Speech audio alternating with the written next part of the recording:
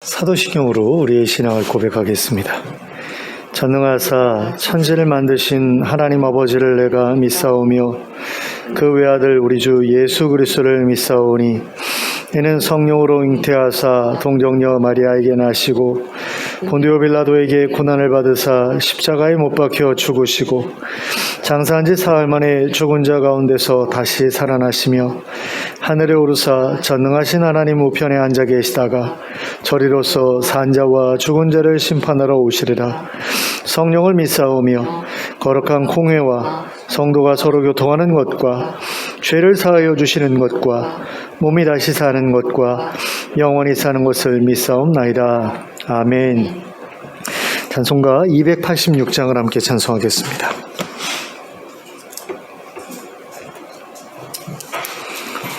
찬송가 286장입니다.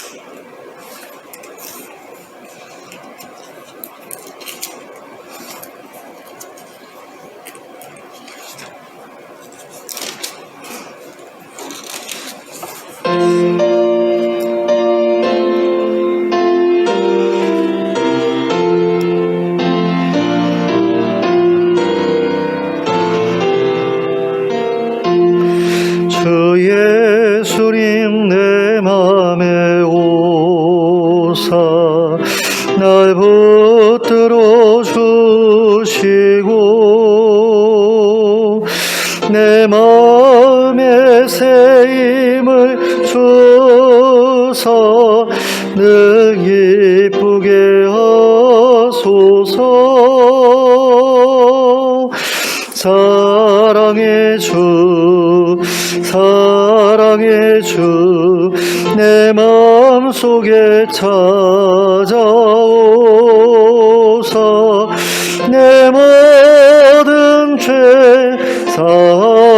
사하시고 내 상한 맘 고치소서. 주 예수님 내 맘에 오사 내 소원 다 하시고 내 무거운 짐 맡아주사 참 평안을 주소서. 사랑의 주 내 마음속에 찾아오사 내 모든 죄 사하시고 상한 맘 고치소서. 주 예수님 내 맘에 오사 날 정결케 하시고 그 은혜를 내 맘에 채워 늘 충만케 하소서. 사랑의 주 내 마음속에 찾아오사 내 모든 죄 다하시고 내 상한 맘 고치소서. 주 예수님 내 맘에 오사 내 길 인도하시고 주 성령을 내 맘에 채워 늘 충만케 하소서. 사랑의 주 내 마음속에 찾아오사 내 모든 죄 사하시고 내 상한 맘 고치소서.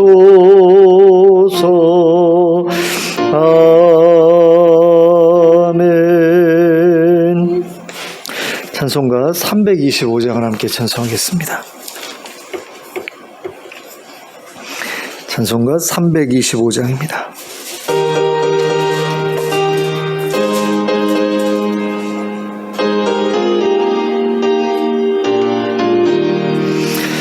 예수가 함께 계시니 시험이 오나 겁없네. 기쁨의 근원 되시는 예수를 위해 삽시다. 날마다 주를 섬기며 언제나 주를 기리고 그 사랑 안에 살면서 딴 길로 가지 맙시다. 이 세상 사는 동안에 주 이름 전파하면서 무한한 복락 주시는 예수를 위해 삽시다. 날마다 주를 섬기며 언제나 주를 기리고 그 사랑 안에 살면서 딴 길로 가지 맙시다. 이 세상 친구 없어도 예수는 나의 친구니 불의한 일을 버리고 예수를 위해 삽시다. 날마다 주를 섬기며 언제나 주를 기리고 그 사랑 안에 살면서 딴 길로 가지 맙시다. 주께서 심판하실 때 잘했다 칭찬하리니 이러한 상급 받도록 예수를 위해 삽시다.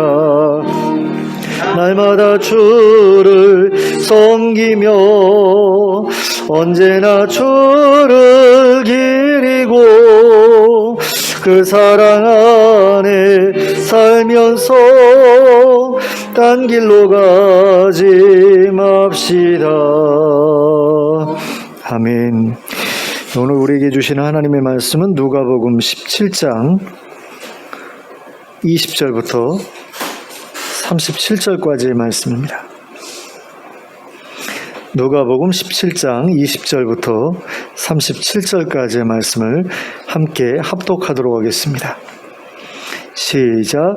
바리새인들이 하나님의 나라가 어느 때에 임하나이까 묻거늘 예수께서 대답하여 이르시되 하나님의 나라는 볼 수 있게 임하는 것이 아니요 또 여기 있다 저기 있다고도 못하리니 하나님의 나라는 너희 안에 있느니라. 또 제자들에게 이르시되 때가 이르니니 너희가 인자의 날 하루를 보고자 하되 보지 못하리라.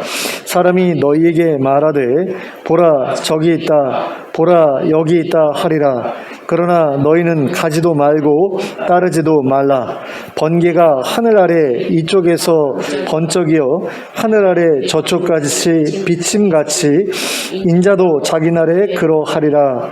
그러나 그가 먼저 많은 고난을 받으며 이 세대에게 버림바 되어야 할지니라. 노아의 때에 된 것과 같이 인자의 때에도 그러하리라. 노아가 방주에 들어가던 날까지 사람들이 먹고 마시고 장가들고 시집가더니 홍수가 나서 그들을 다 멸망시켰으며 또 롯의 때와 같으리니 사람들이 먹고 마시고 사고 팔고 심고 집을 짓더니 롯이 소돔에서 나가던 날에 하늘로부터 불과 유황이 비오듯 하여 그들을 멸망시켰느니라. 인자가 나타나는 날에도 이러하리라. 그날에 만일 사람이 지붕 위에 있고 그의 세간이 그 집 안에 있으면 그것을 가지러 내려가지 말 것이요 밭에 있는 자도 그와 같이 뒤로 돌이키지 말 것이니라. 롯의 철을 기억하라.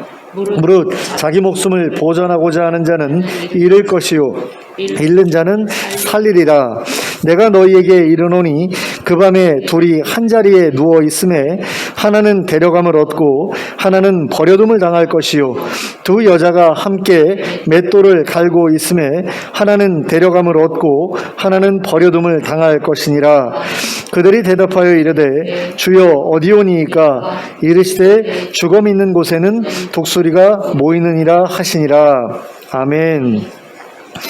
모든 기독교인들이 예외 없이 궁금해하는 질문이 있지요. 그것은 내가 하나님 나라에 들어갈 수 있을까? 천국에 갈 수 있을까? 또 예수님은 언제 재림하실까? 하나님의 나라는 언제 완성될까? 하는 것입니다. 거의 대부분의 기독교인들이 이런 질문, 이런 궁금증을 가지고 살아갑니다. 그런데 바리새인들도 이와 동일한 궁금증이 있었습니다. 하나님의 나라가 언제 임하게 될지 궁금해했습니다. 그래서 그들은 예수님께 하나님의 나라가 언제 임하겠느냐고 질문했습니다. 그랬더니 예수님께서 어떻게 대답하십니까? 20절과 21절 말씀입니다. 예수께서 대답하여 이르시되 하나님의 나라는 볼 수 있게 임하는 것이 아니요 또 여기 있다 저기 있다고도 못하리니 하나님의 나라는 너희 안에 있느니라. 자, 여기에서 바리새인들의 질문에 대한 예수님의 대답은 세 가지 문장으로 이루어져 있는 것을 볼 수 있습니다. 자, 첫째는 하나님의 나라는 볼 수 있게 임하는 것이 아니다. 둘째는 여기 있다 저기 있다고도 할 수 없다. 셋째는 하나님의 나라는 너희 안에 있다라는 것입니다. 자, 그러면 하나님의 나라는 볼 수 있게 임하는 것이 아니다라는 말씀의 의미가 무엇이겠습니까? 이것은 하나님의 나라는 눈에 보이지 않는 가운데 임한다라는 의미라고 할 수 있습니다. 그리고 이것은 바리새인들이 생각하는 하나님의 나라와 실제의 하나님의 나라가 서로 다르다는 것을 의미하기도 합니다. 바리새인들이 생각했던 하나님의 나라는 독립된 유대 나라, 강력한 군사력으로 전 세계를 제패한 유대 나라를 의미합니다. 그러니까 다윗의 후손 중에서 어떤 위대한 왕이 태어나서 그 왕이 유대 나라를 아주 강력한 나라로 만들 것이다 라는 게 이 바리새인들이 기대했던 그 하나님 나라의 모습이었던 거죠. 그런데 예수님께서 말씀하신 하나님의 나라는 하나님의 통치가 이루어지는 그런 나라 또는 공동체를 의미했습니다. 그리고 그런 공동체는 바리새인들이 생각했던 것처럼 눈에 보이는 사건들, 전쟁과 같은 어떤 그런 사건들을 통해서 세워지는 것이 아니었습니다. 그래서 예수님은 하나님의 나라가 볼 수 있게 임하는 것이 아니라고 말씀하신 것이었습니다. 그 다음으로 여기 있다 저기 있다고도 못한다는 말씀의 의미는 무엇입니까? 이것은 하나님의 나라는 어느 특정 지역에 임하는 나라가 아니라는 것입니다. 하나님의 통치가 이루어지는 나라 또는 공동체는 어느 한 지역에 국한되어 세워지는 것이 아니기 때문이죠. 온 세상이 하나님의 통치 영역이기 때문입니다. 또한 하나님께서 다스리시는 곳이라면 그 어느 곳에든지 하나님의 나라가 세워질 수 있기 때문입니다. 그래서 예수님께서는 하나님의 나라가 여기 있다 저기 있다고 할 수 없다라고 말씀하신 것입니다. 모든 곳이 하나님이 다스리시는 곳이요 온 세상이 하나님의 나라가 세워질 곳이기 때문입니다. 그 다음으로 하나님의 나라는 너희 안에 있느니라는 말씀이 의미하는 것은 무엇이겠습니까? 이것은 하나님의 나라가 이미 너희 안에서 시작되었다라는 의미입니다. 하나님의 통치가 이미 너희 안에서 시작되었다는 것입니다. 그런데 너희가 알아차리지 못하고 있을 뿐이라는 거죠. 그러니 이미 시작된 것을 가지고 언제 시작될까 궁금해하면서 기다리지 말고 이미 시작된 하나님 나라에 참여하라는 것입니다. 자, 이렇게 볼 때 지금 바리새인들은 때에 대해서 질문한 거잖아요. 근데 예수님께서는 때에 대해서는 별로 그렇게 중요하게 여기지 않고 계신 것처럼 느껴져요. 물론 때에 대해서 말씀하신 것이나 다름이 없죠. 왜? 너희 안에 있다고 하셨으니까 이미 하나님의 나라가 임한 거라는 말씀이잖아요. 그런 점에서 때에 대해 질문했고 때에 대해서 답변하신 것 같은데 때는 별로 중요한 게 아니다라고 말씀하시는 그런 느낌을 여기서 우리가 받게 되죠. 때는 별로 중요한 것이 아니다. 중요한 것은 뭡니까 그러면? 거기에 동참하는 것이다라는 거죠. 그러니까 이런 대답을 예수님께서 하셨을 때 바리새인들이 생각이 있었으면 아마 이거 가지고 고민해 봤을 거예요. 근데 생각이 없었으면 우리가 질문한 거에 대해서는 대답 안 하고 왜 딴소리야 이런 식으로 아마 생각하지 않았을까라는 생각이 듭니다. 그래서 제가 누가복음을 설교하면서 계속해서 느끼는 거는 예수님이 참 선문답 같은 걸 굉장히 좋아하시는구나라는 그런 생각이 들었어요. 그러니까 바리새인들이 뭔가를 질문하면 그 질문의 내용과 상관없는 대답을 하시는 것 같은 느낌을 받을 때가 굉장히 많아요. 이상한 대답을 하신다라는 거죠. 이건 무슨 얘기냐면 질문이 잘못되어 있다는 그런 이야기거든요. 또는 그 사람들이 그 질문을 던졌을 때 가지고 있었던 전제가 잘못됐다는 이야기죠. 그런 점에서 지금 바리새인들이 이 질문을 던졌을 때 하나님의 나라가 어느 때에 임합니까? 라는 질문을 던졌을 때 이것은 질문이 잘못되었던가 아니면 전제가 잘못되었던가 이건데 전제가 잘못되었다라고 볼 수 있고요. 그런 가운데 예수님께서 중요한 것으로 말씀하신 것은 너희 안에 하나님 나라가 이미 임했다라는 그런 이야기라고 할 수 있다라는 거죠. 그리고 이러한 말씀에 이어서 예수님께서는 제자들에게 다음과 같이 말씀하셨습니다. 앞서는 바리새인들한테 말씀하신 거예요. 근데 지금은 제자들에게 말씀하신 겁니다. 22절 말씀입니다. 또 제자들에게 이르시되 때가 이르리니 너희가 인자의 날 하루를 보고자 하되 보지 못하리라. 자, 제자들에게 때가 이를 것이라고 말씀하셨습니다. 그런데 이것은 좀 이상한 일이죠. 왜냐하면 예수님은 앞에서 때를 묻는 바리새인들에게 때에 대해서 정확한 대답하지 않으시거든요. 물론 전혀 아무것도 얘기 안 하신 것은 아니지만 때를 강조해서 바리새인들이 질문했을 때 예수님께서는 때에 대해서 별로 강조하지 않으셨다라는 거예요. 대답 가운데에서. 그런데 여기에서는 묻지도 않았던 제자들에게 때에 대해서 강조해서 말씀하고 계시다라는 거죠. 이건 좀 이상한 일이죠. 근데 어떻게 보면 또 이상한 일이 아닙니다. 왜냐하면 이 때는 하나님의 나라가 임할 때를 가리키는 게 아니기 때문입니다. 이 때는 바로 인자의 날을 가리키는 것입니다. 하나님의 나라가 임하는 때를 가리키는 게 아니라 인자의 날이 어느 때에 임하는가에 대한 말씀이기 때문에 완전히 다른 이야기를 지금 하고 있다라고 보시면 된다라는 거죠. 그러면 인자의 날은 어느 때를, 어떤 때를 가리킵니까? 예수님이 재림하실 때를 가리키죠. 예수님께서 재림하셔서 세상을 심판하실 때를 가리킵니다. 그러니까 인자의 날은 심판의 날이에요. 재림의 날이기도 하지만 심판의 날이기도 합니다. 자, 그런데 예수님은 제자들이 그날을 보지 못할 것이라고 말씀하고 계십니다. 그러면 그 이유는 무엇이겠습니까? 인자의 날은 예수님께서 재림하시는 날, 그리고 세상을 심판하시는 날을 가리키는데 예수님의 제자들은 예수님께서 재림하시기 전에 이미 하나님 나라에 들어갈 거 아닙니까? 예수님 아직 재림 안 하셨잖아요. 근데 제자들은 이미 하나님 나라에 들어가 있죠. 그렇기 때문에 그 사람들은 결코 심판의 날을 경험하지 않을 겁니다. 그러니까 여기서 본다라는 의미가 겪는다라는 의미로 이해하면 이 말씀을 이해하는 게 조금 더 수월해집니다. 그러니까 다른 사람들은 심판의 날을 경험하게 되잖아요. 겪게 되잖아요. 어떤 사람들은 그날을 겪지 않고 지나가게 되죠. 근데 제자들은 그날을 겪지 않을 수 있다라는 그런 의미로 하신 말씀이라고 이해하면 이 말씀이 그렇게 이해하기가 어려운 말씀이 아닌 게 되죠. 그리고 예수님은 계속해서 이렇게 말씀하셨습니다. 23절과 24절 말씀입니다. 사람이 너희에게 말하되 보라 저기 있다, 보라 여기 있다 하리라. 그러나 너희는 가지도 말고 따르지도 말라. 번개가 하늘 아래 이쪽에서 번쩍이어 하늘 아래 저쪽까지 비침같이 인자도 자기 날에 그러하리라. 자, 예수님의 재림은 번개가 치는 것처럼 순식간에 벌어질 일이라고 하셨습니다. 그러므로 사람들이 여기 있다 저기 있다 해도 가지 말고 따르지도 말라고 하셨습니다. 그러면 어떻게 하라는 겁니까? 자기가 있어야 할 곳에 그대로 있으라는 이야기죠. 예수님께서 어디에서 재림하시니 어디에서 기다려야 한다, 거기에 가서 기다려야 한다 하고 우우 몰려가는 그런 일은 하지 말라는 겁니다. 예전에 다미 선교회에서 그런 일을 했었죠. 1992년 10월 28일 날짜도 안 까먹어요.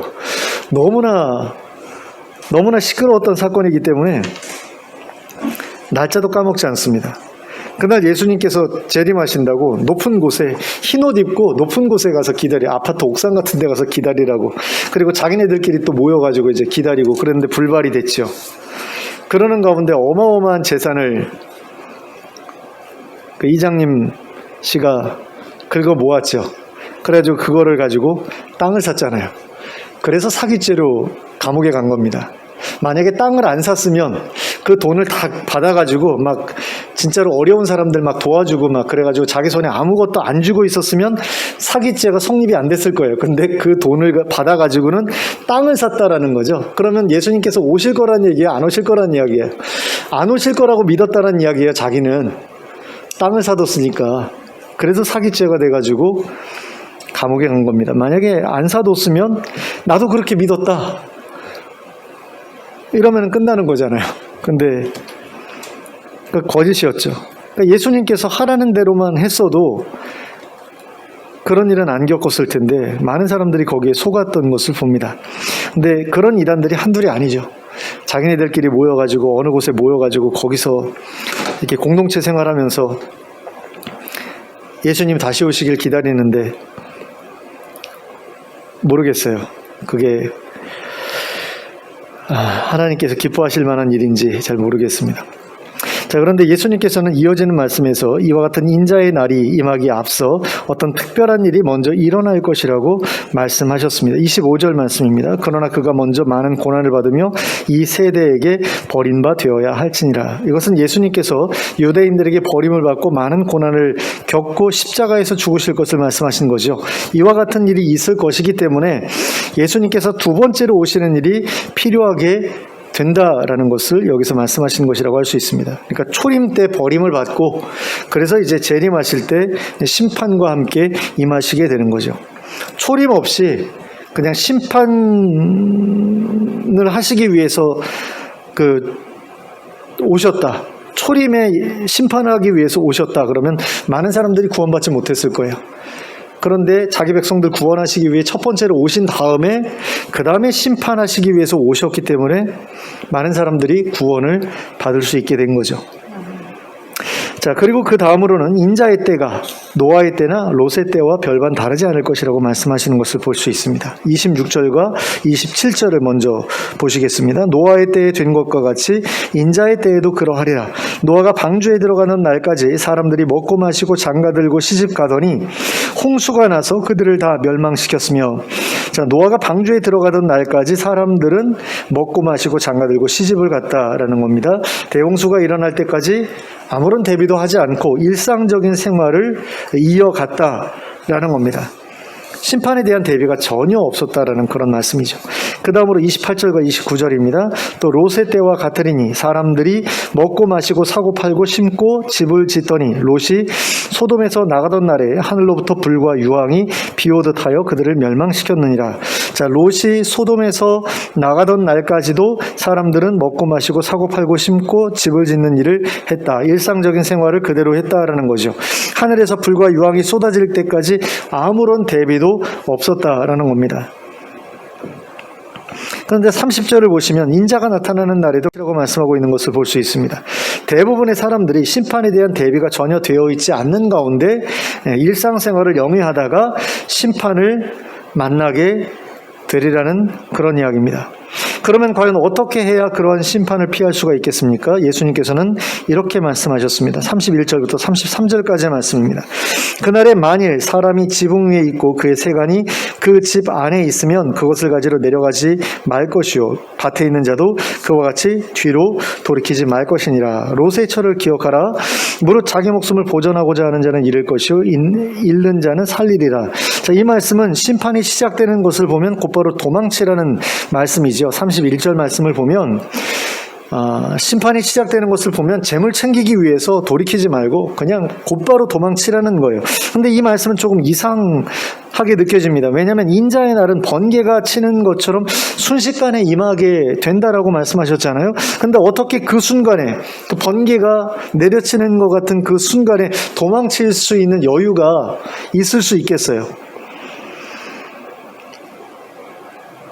그런 점에서 이것은 기회가 있을 때 미리 준비해 두라는 그런 말씀으로 이해하는 게 맞지 않겠나라는 생각이 듭니다. 그러니까 기회가 주어졌을 때 도망칠 수 있는 기회, 준비할 수 있는 기회, 대비할 수 있는 기회가 주어졌을 때 주저하거나 망설이지 말고 즉각적으로 반응해라라는 그런 말씀이라고 보는 게 적절할 것 같습니다. 그리고 롯의 철을 기억하라는 것은 돌이키지 말라는 거죠. 미련 두지 말라는 거죠.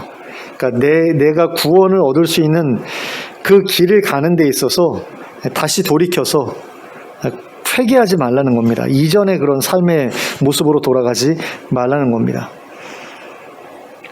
그리고 33절 같은 경우는 이제 그 순교에 대한 어떤 그런 내용들을 말씀하실 때 예수님이 말씀하셨던 다른 복음서에서 말씀하셨던 내용하고 연결되는 그런 부분이라는 생각이 들어요.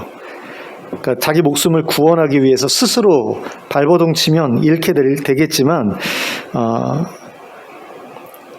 하나님의 도우심을 기대하는 가운데 스스로 이렇게 목숨을 내어놓으면 하나님께서 다시 이제 살려주실 것을 이야기하는 것으로 우리가 이해할 수 있죠.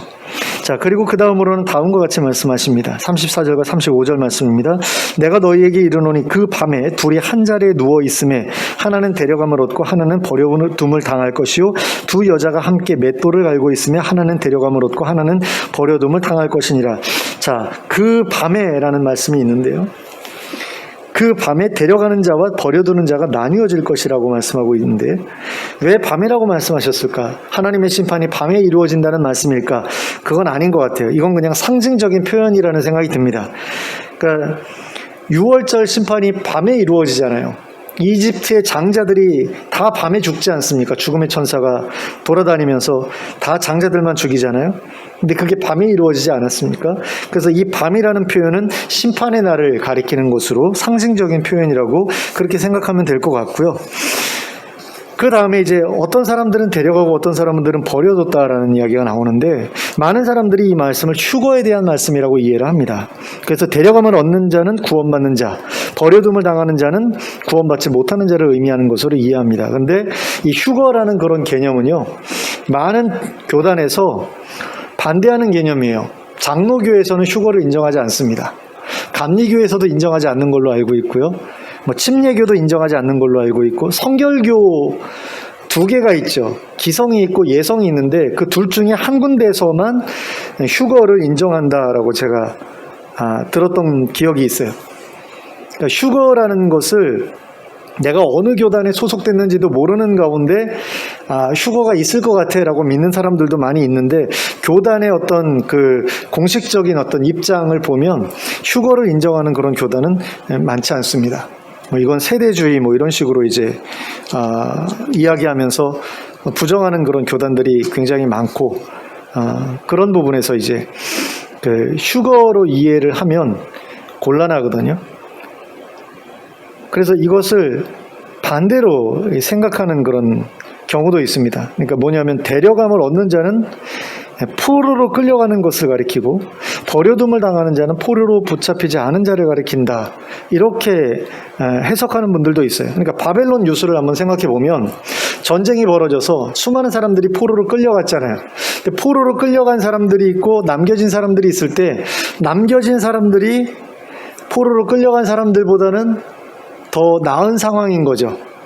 그러니까 그 사람들은 구원을 얻은 것이고 끌려간 사람들은 구원받지 못한 사람들이고 이렇게 볼 수 있는 여지가 있잖아요. 물론 다 그런 건 아니죠. 다니엘 선지자도 끌려갔고 그런 걸 생각하면 에스겔 선지자도 끌려갔고 그런 걸 생각하면 끌려갔다고 해가지고 구원받지 못하고 그냥 남겨뒀다고 해가지고 구원받고 이렇게 그 단순화할 수는 없어요.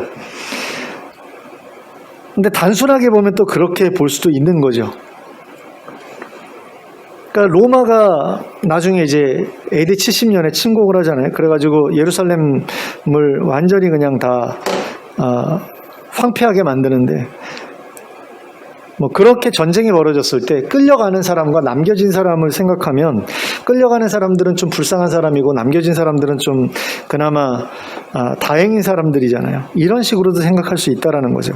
그래서 데려간 사람들은 이제 영벌에 처하기 위해서 데려간 사람이고 남겨진 사람들은 하나님 나라의 구성원으로서 이렇게 남겨진 구루터기 같은 어떤 그런 존재로 그렇게 볼 수도 있다라는 겁니다. 근데 이렇게 해석하든 저렇게 해석하든 간에 이 말씀에 가리키는 가리키는 바는 한 가지죠. 그건 뭡니까? 구원 얻기를 바라는 사람이라고 해서 모두 다 구원받는 것은 아니다라는 겁니다. 하나님의 백성이라는 타이틀을 가지고 있다고 해가지고 모든 사람들이 구원받는 것은 아니다. 이걸 이야기하는 거예요. 그러니까 누가 구원받은 사람이고 누가 구원받지 못한 사람을 이야기하는 거냐, 이건 별로 중요한 게 아니라 구원받은 사람도 있고 구원받지 못하는 사람도 있다라는 게 중요하다라는 이야기입니다. 근데 예수님께서 이런 말씀을 하셨을 때 제자들이 예수님께 한 가지 질문을 던집니다. 37절 전반부의 말씀입니다. 그들이 대답하여 이르되 주여 어디 오니까? 어디서 그런 일이 벌어지겠습니까? 하나님의 심판이 어디에서 시작되겠습니까? 또는 벌어지겠습니까? 이걸 질문한 겁니다. 그랬더니 예수님이 이렇게 대답하시죠. 37절 후반부 말씀입니다. 이르시되 죽음 있는 곳에는 독수리가 모이느니라. 자, 죽음 있는 곳에는 독수리가 모인다. 그러니까 독수리는 썩은 고기를 먹잖아요. 저는 독수리가 살아있는 거 사냥해서 먹는 그 조류라고 생각을 했는데 그게 아니더라고요. 그거 알고 나서 되게 충격을 받았어요. 제가 초등학교 고학년 때 그걸 그 동물의 왕국 같은 걸 보면서 처음 알았는데 되게 실망했어요. 독수리 그러면 너무너무 멋있는 어떤 그런 새라고 생각을 했다가 자기가 사냥하는 것보다는 남이 사냥해서 먹고 남은 그런 그 시신들을 뜯어먹는 새가 독수리다, 이런 얘기를 들으니까 너무너무 실망이 되는 거 있죠. 근데 죽음 있는 곳에는 독수리가 모인다라고 했을 때 여기서 독수리가 의미하는 게 뭐냐라는 그런 질문을 던질 필요가 있는데요. 어떤 사람들은 이 독수리가 로마 군단을 가르친다, 로마 군대를 가리킨다, 이렇게 이해합니다. 왜냐하면 로마 군대의 그 깃발 있잖아요.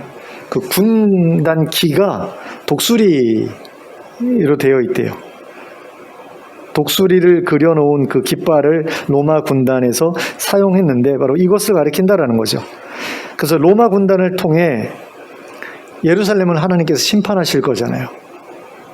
그러니까 죽음은 이제 버려진 자들, 구원받지 못한 사람들을 향해서 로마 군대가 쳐들어올 것이다 라는 그런 의미로 예수님께서 이 말씀하신 것이다, 이런 식으로 해석하는 사람들이 있습니다. 그리고 그게 가능성이 있는 해석 중에 하나입니다. 근데 그렇지 않을 수도 있습니다. 이 말씀은 그냥 상황이 흘러가는 것을 보면 자연스럽게 알게 될 것이라는 그런 말씀일 수도 있어요. 그러니까 죽을 사람들이 있는 곳에 죽이는 존재 또는 그 죽음의 어떤 그 결과를 뜯어먹는 어떤 존재들이 모여드는 것처럼 자연스럽게 그건 이루어질 것이기 때문에 그냥 지켜보면 알 수 있어라는 그런 의미로 예수님께서 말씀하신 것일 수도 있다라는 거죠. 그러니까 아무리 빠르게 이루어지는 구원이라고 하더라도, 그러니까 누구도 생각하지 못하던 때에 도적과 같이 임할 것이라고 하셨잖아요.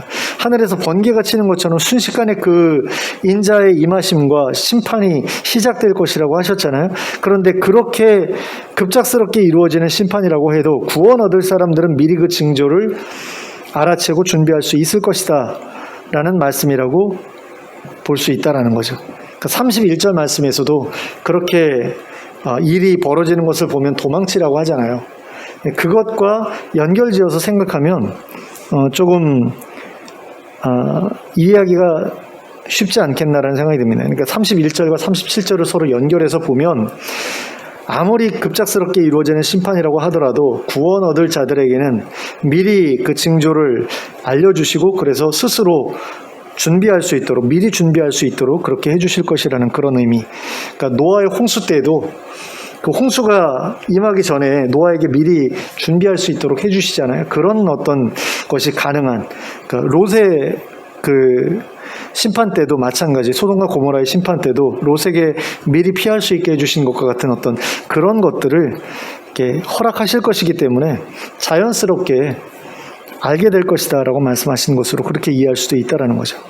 자, 어찌되었든 그렇게 되면 이제 심판이라는 것이 분명히 있을 것이다 라는 이야기인데, 이 심판을 피하기 위해서 우리가 어떻게 해야 되느냐, 이게 제일 중요한 부분이겠죠. 예수님께서 이런 말씀을 통해서 과연 우리에게 뭘 말씀하시려고 했는가, 이런 심판에 대해서 말씀하셨는데, 지금 바리새인들이 질문했던 건 하나님 나라에 대한 질문이었잖아요. 하나님 나라가 어느 때에 임하겠습니까? 그랬더니 이미 하나님 나라 시작됐어. 너희 안에 있어. 라고 말씀을 하셨거든요. 근데 그 다음에 제자들을 향해서는 인자의 날에 대해서 말씀하신다라는 거죠. 하나님 나라에 대해서 말씀하신 다음에 인자의 날, 예수님의 재림과 심판에 대해서 말씀하신 이유는 뭘까라고 했을 때 이것이 무슨 상관관계가 있기 때문이 아니겠어요? 이걸 생각해 봐야 되는 거죠. 왜 하나님 나라에 대해서 말씀하신 다음에 재림과 심판에 대해서 말씀하시느냐? 물론 재림과 심판 이후에 하나님 나라가 완성되기 때문에 이 말씀을 하셨다라고 볼 수 있어요. 하나님 나라에 대해서 말씀하시고 인자의 날과 심판의 날에 대해서 말씀하신 이유는 이것과 함께 하나님 나라가 완성, 이미 하나님 나라는 시작됐지만 이 시작된 하나님 나라가 완성되는 건 예수님의 재림과 심판을 통해서 완성이 되잖아요. 그러니까 이것을 이런 식으로 연결짓기 위해서 말씀하신 걸 수도 있는데 그것보다는 다른 이유가 있었다라는 것을 우리가 좀 생각해 볼 필요가 있습니다. 자, 우리가 하나님의 심판을 피하기 위해서 해야 될 일은 뭡니까? 첫째로 해야 될 일은 뭐죠? 이미 우리 안에 있는 하나님 나라에 참여하는 일이죠. 그러니까 예수 그리스도의 이름으로 구원을 얻는 게 필요하잖아요. 그리고 예수님의 통치 아래 우리가 거하는 게 필요하지 않습니까? 그게 하나님 나라에 참여하는 일이잖아요.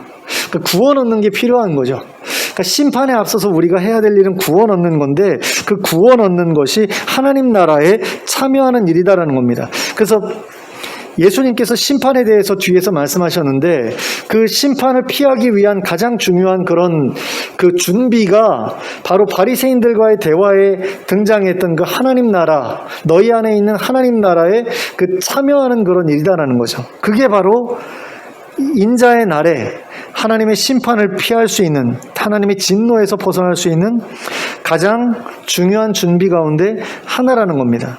그게 그렇게 연결이 되는 것이다라는 거죠. 둘째로 해야 될 일은 재물에 대한 욕심 때문에, 이생에 대한 미련 때문에 뒤로 돌이키지 않도록 주의하는 것이라고 할 수 있습니다. 그러니까 롯의 처와 같이 세상에 미련을 두고 쌓아둔 재물에 미련을 두고 그러니까 하나님 나라에 쌓아두지 않고 이 세상에 계속해서 미련을 두고 이 세상의 인생이 끝인 것처럼, 이 세상에서 살다가 끝나면 다 끝나는 것처럼 그렇게 생각하고 모든 것을 거기다가 걸고 살아가는 그런 인생에서 우리가 벗어나서 하나님 나라를 준비하는 그런 인생으로 나아가야 되잖아요. 그게 하나님 나라에 참여하는 것 아닙니까? 근데 그 일을 하다가 중간에 돌이키는 그런 일을 하는 사람들이 없지 않잖아요. 그런 일을 피해야 된다라는 거죠. 그런 점에서 인자의 날, 하나님의 심판을 대비하기 위해 우리가 해야 되는 것은 무엇이냐? 세상에 대한 욕심에서 벗어나서 하나님 나라 안에 거하는 것이라는 거죠. 그리고 그 날은 뒤로 미루어서는 안 되는 일이라는 겁니다. 지금부터 하나님 나라 안에 거해야 된다는 거죠. 그러니까 이미 벌써 우리는 하나님 나라 안에 있었어야 되는 사람들이죠. 그리고 이미 하나님 나라 안에 있다라고 우리 스스로는 믿고 있는데 그것에 대한 판단은 이제 하나님께서 하실 것이기 때문에 자만해서는 곤란하겠죠. 자만해서는 곤란한데 어찌되었든 간에 우리의 마음은 항상 하나님 나라에 있어야 된다는 겁니다. 그리고 하나님 나라 안에 거하게 되면 그 사람은 자기가 지금 있어야 할 곳과 피해야 할 곳을 자연스럽게 알 수 있게 됩니다. 그러니까 내가 있어야 될 자리를 알게 된다는 거죠. 그래서 이상한 어떤 이단적인 어떤 그런 공동체 안에 들어가게 되면 아, 여기 이상하구나 라는 것을 알고 나올 수 있게 되죠. 그런 가운데 하나님의 진노와 심판으로부터 벗어날 수 있게 됩니다. 탐욕스러운 사람들이 모여있는 곳으로부터 스스로 나올 수 있게 되고 이상한 교리를 믿는 그런 사람들 안에 있다가도 아, 이게 이상하구나 라는 것을 알고 나오게 되죠. 그러니까 하나님 나라 안에 거하는 사람들은 그런 지혜가 생긴다라는 겁니다. 그래서 죽어 믿는 곳에 독수리들이 모이는 것을 볼 수 있게 돼요. 아, 이 사람들은 죽은 사람들이구나라는 사실을 알게 되고 그래서 스스로 거기서 피할 수 있게 됩니다. 그러므로 늘 하나님 안에서 그분의 다스림 안에서 살아가는 우리가 될 수 있었으면 좋겠습니다. 그리고 그럼으로써 하나님의 진노와 심판에서 영원한 구원을 얻는 우리 모두가 될 수 있기를 예수님의 이름으로 축원합니다. 기도하겠습니다. 사랑의 하나님 아버지, 예수님께서 다시 오실 때에 영원한 심판이 함께 시작될 것을 우리가 기억하길 원합니다. 그리고 그날을 잘 준비할 수 있게 되길 원합니다. 노아가 방주를 준비했던 것처럼, 그리고 롯이 산으로 도망쳤던 것처럼 우리도 준비할 것을 준비하고 피해야 할 것으로부터 피할 수 있게 해주시길 원합니다. 그래서 하나님의 심판의 때에 그 하나님의 진노에 멸망하는 사람들과 함께 멸망하지 않을 수 있도록 저희를 구원해 주시길 원합니다. 그러기 위해서 저희가 이미 시작된 하나님 나라에 우리가 참여해야 됨을 우리로 기억하게 하시길 원합니다. 하나님의 백성으로서 어떻게 살아야 될지를 고민하는 가운데 하나님의 백성들과 더불어서 아름다운 공동체를 이루고 그 안에서 함께 먹고 즐거워하는 그런 삶을 살아가게 하여 주시옵소서. 하나님의 나라를 우리 안에서 먼저 경험하게 하시고 그것을 계속해서 확장시켜 나가는 그런 삶을 살게 하여 주시고, 그것을 통해서 하나님이 우리와 함께 하심을 세상 사람들에게 보여주는 저희가 되게 하여 주시옵소서. 그리고 그 공동체를 떠나서 세상으로 다시 돌아가는 그런 일이 없게 하여 주시길 원합니다. 세상에 대한 미련과 물질에 대한 욕심 때문에 하나님의 뜻을 벗어나서 나만을 위해 살아가는 그런 삶으로 돌아가지 않게 하여 주시고, 하나님 나라를 위해서 하나님 나라의 재물을 쌓으며 많은 이들과 더불어서 정말 하나님의 뜻을 좇아 살아가는 저희들 될 수 있도록 거룩하고 정결한 삶으로 하나님 앞에 영광을 돌리며 살아가는 저희들 될 수 있도록 인도하여 주시옵소서. 예수 그리스도의 이름으로 기도하였습니다. 아멘. 찬송가 413장을 함께 찬송하겠습니다.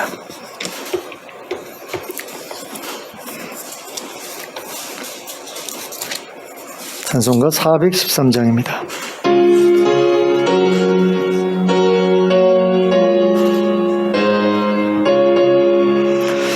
내 평생에 가는 길 순탄하여 늘 잔잔한 강 같든지 큰 풍파로 무섭고 어렵든지 나의 영혼은 늘 편하다. 내 영혼 평안해. 내 영혼 평안해. 저 마귀는 우리를 삼키려고 입 벌리고 달려와도 주 예수는 우리의 대장 되니 끝내 싸워서 이기리라. 내 영혼 평안해. 내 영혼 평안해. 내 지은 죄 주홍빛 같더라도 주 예수께 가려면 그 십자가 피로써 다시 스사 인눈보다도 정하리라. 내 영혼 평안해. 내 영혼 평안에 저 공중에 구름이 일어나며 나팔이 울릴 때에 주셔서 세상을 심판해도 나의 영혼은 겁없으리. 내 영혼 평안해. 내 영혼 평안해. 아멘. 주님 가르쳐 주신 기도로 예배를 마치겠습니다. 하늘에 계신 우리 아버지여, 이름이 거룩히 여김을 받으시오며 나라가 임하시오며 뜻이 하늘에서 이루어진 것 같이 땅에서도 이루어지이다. 오늘 우리에게 일용할 양식을 주시옵고 우리가 우리에게 죄 지은 자를 사하여 준 것 같이 우리 죄를 사하여 주시옵고 우리를 시험에 들게 하지 마시옵고 다만 악에서 구하시옵소서. 나라와 권세와 영광이 아버지께 영원히 싸움나이다. 아멘.